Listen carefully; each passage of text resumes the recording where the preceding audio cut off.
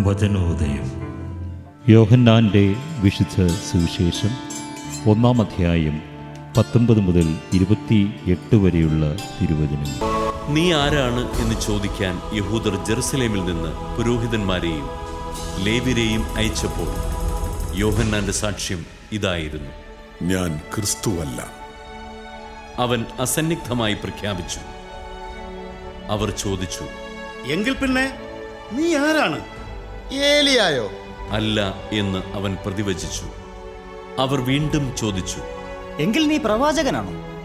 അല്ല എന്ന് അവൻ മറുപടി നൽകി. അവർ വീണ്ടും ചോദിച്ചു, അങ്ങനെയെങ്കിൽ നീ ആരാണ്? ഞങ്ങളെ അയച്ചവർക്ക് ഞങ്ങൾ എന്ത് മറുപടി കൊടുക്കണം? നിന്നെക്കുറിച്ച് തന്നെ നീ എന്തു പറയുന്നു? അവൻ പറഞ്ഞു, യേശയ്യാ ദീർഘദർശി പ്രവചിച്ചതുപോലെ, കർത്താവിന്റെ വഴികൾ നേരെയാക്കുവിൻ എന്ന് മരുഭൂമിയിൽ വിളിച്ചു പറയുന്നവന്റെ ശബ്ദമാണ് ഞാൻ. ഫരിസേയരാണ് അവരെ അയച്ചത്. അവർ അവനോട് ചോദിച്ചു, നീ ക്രിസ്തുവോ ഏലിയായോ പ്രവാചകനോ അല്ലെങ്കിൽ പിന്നെ സ്നാനം നൽകാൻ കാരണമെന്ത്?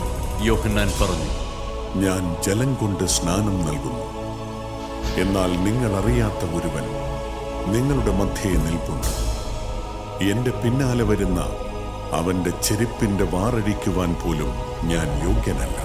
യോഹന്നാൻ സ്നാനം നൽകിക്കൊണ്ടിരുന്ന ജോർദാന്റെ അക്കരെ ബഥാനിയായിലാണ് ഇത് സംഭവിച്ചത്. വചന വിചിന്തനം.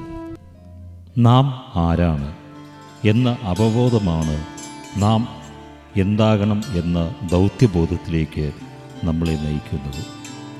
ഇന്നത്തെ സുവിശേഷത്തിൽ യോഹന്നാൻ സുവിശേഷകൻ സ്നാപക യോഹന്നാനെ ദൈവം അയച്ച മനുഷ്യനെന്നും വെളിച്ചത്തിന് സാക്ഷ്യം നൽകാൻ വന്നവനാണെന്നും നമ്മെ പഠിപ്പിക്കുന്നു. ക്രിസ്തുവിൻ്റെ വരവിനെ പ്രതീക്ഷിച്ച് കാത്തിരുന്ന യഹൂദർ യോഹന്നാനെ സമീപിച്ച്, നീയാണോ ഞങ്ങൾ കാത്തിരിക്കുന്ന ക്രിസ്തു എന്ന് ചോദിക്കുന്നു. തന്നെക്കുറിച്ച് അന്വേഷിക്കാൻ വന്നവരോട് താൻ ക്രിസ്തുവല്ല, ഏലിയ അല്ല, പ്രവാചകനല്ല എന്നും, എന്നാൽ കർത്താവിൻ്റെ വഴികൾ നേരെയാക്കുവിൻ എന്ന് മരുഭൂമിയിൽ വിളിച്ചു പറയുന്നവൻ്റെ ശബ്ദമാണ് താൻ എന്നും യോഹന്നാൻ വ്യക്തമാക്കുന്നു. വാക്കിനെ പുറത്തു കൊണ്ടുവരുന്ന ഒരു ഉപാധിയാണ് ശബ്ദം, അല്ലാതെ ശബ്ദത്തിന് വാക്കിനെ രൂപപ്പെടുത്തുവാൻ സാധിക്കുകയില്ല. യോഹന്നാൻ വചനമാകുന്ന യേശുവിനെ തൻ്റെ ശബ്ദത്തിലൂടെ ലോകത്തിന് വെളിപ്പെടുത്തി കൊടുത്തു. ക്രിസ്തു ശിഷ്യൻ എന്ന രീതിയിൽ നമ്മൾ ആരാണെന്ന് വ്യക്തമായി നാം മനസ്സിലാക്കണം. നാം വചനത്തിൻ്റെ ശബ്ദം മാത്രമാണ്, വചനമല്ല.